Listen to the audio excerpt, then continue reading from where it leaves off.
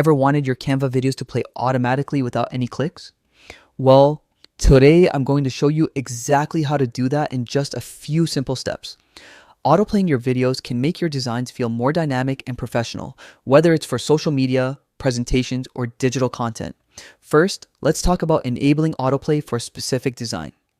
Open your design, select the video you want to autoplay, and head over to the playback settings in the toolbar. Here, you'll see an option called Play Automatically. Simply toggle it on, and your video will start playing as soon as your design loads. It's that easy. But what if you want all your videos in Canva to autoplay by default? That's where the global setting comes in.